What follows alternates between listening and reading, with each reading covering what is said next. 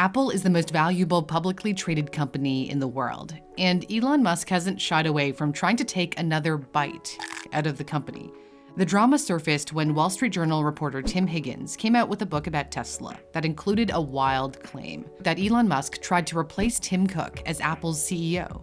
According to the book, at the height of Tesla's problems with mass-producing its most affordable vehicle, the Model 3, in 2016, Cook suggested to Musk that Apple buy Tesla, at which point Musk lobbied to take over Cook's job. Cook is said to have angrily hung up the phone, but not before unleashing an expletive.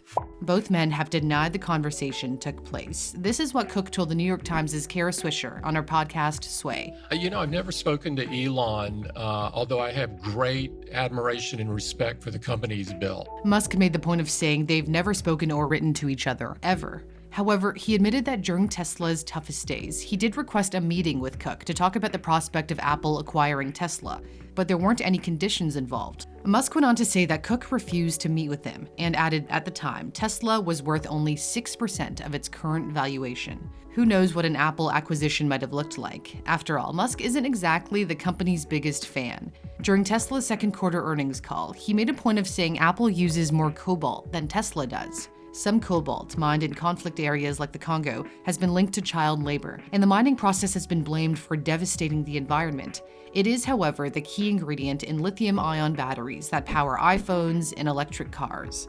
Tesla has since announced it's starting to shift toward cobalt-free iron phosphate batteries instead. For Apple's part, it has said its long-term goal is to not mine cobalt at all, but rather recycle old iPhones and recover cobalt for reuse. Musk has sniped at Apple many times, for example, in response to Apple kicking Fortnite off the App Store for violating Apple's policies. The game's developer, Epic Games, had tried to get around Apple's 30% cut of App Store revenue by implementing its own in-app payment system. Epic is now suing Apple for its meaty cut of revenue. Musk showed his support for Epic by tweeting, "Apple App Store fees are de facto global tax on the internet. Epic is right." He's spoken out about what he feels is Apple's anti-competitive behavior. Our goal is to support the advent of sustainable energy. It is not to create a walled garden and use that to bludgeon our competitors, which is sometimes used by some companies. Musk appeared to fake a cough and mutter Apple. Turns out the two companies could soon be directly competing with one another.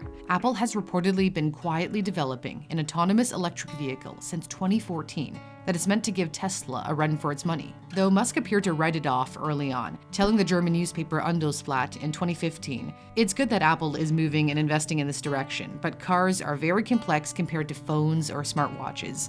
But Cook doesn't see a self-driving car as anything but technology, though he's played coy about what exactly Apple has in the works. Would it be in the form of a car or the technology within a car? I'm not going to answer that question.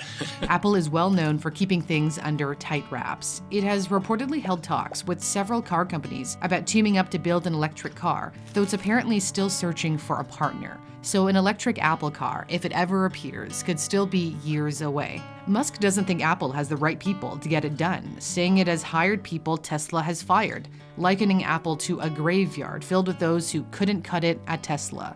But then he appeared to dial back the criticism, clarifying, "I don't hate Apple.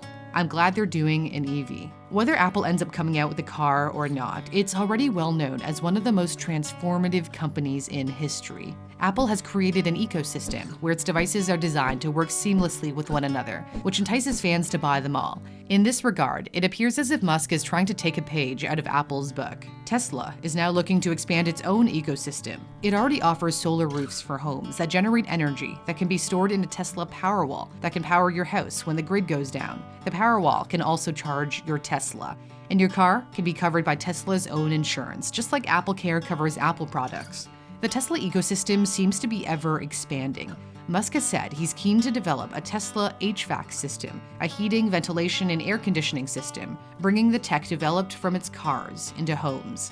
The entrepreneur believes the key to a successful company lies in its ability to rapidly innovate and create heart-stopping products. He thinks Apple used to wow the world, but not anymore, as he once told Kara Swisher. Apple used to really bring out products that would blow people's minds, and it's still make great products, but there's less of that. That's your goal. There's less of that. Like, I don't think people necessarily running to store for the iPhone 11. Still, it hasn't stopped Musk from continuing to use his very own Apple iPhone.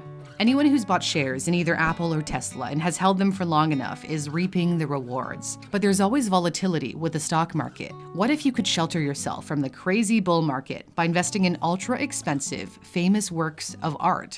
Art doesn't generally react to market volatility in the same way as other assets. Imagine if you could own a Warhol or a Banksy, normally reserved for the uber wealthy. Well, my sponsor Masterworks lets you buy shares in ultra high-end art, just like investing in Tesla. Masterworks acquires multi-million-dollar artworks from the best artists and allows you and me to invest in shares in these expensive paintings that have been securitized by the SEC. When Masterworks sells the art, or if you sell your shares to other members on their secondary market, the rewards could be enormous. From 1995 to 2020, fine art appreciated at 14% a year, outperforming the S&P 500. The art market is currently valued at $6 trillion and is expected to grow by over $1 trillion in the next 5 years, according to Deloitte. If you'd like to join over 250,000 people who have already signed up for Masterworks, you can head to the custom link in my description. It only takes a few minutes, and you can instantly diversify your portfolio with one of the most stable assets around. Thanks so much for watching. For Newsthink, I'm Cindy Pom.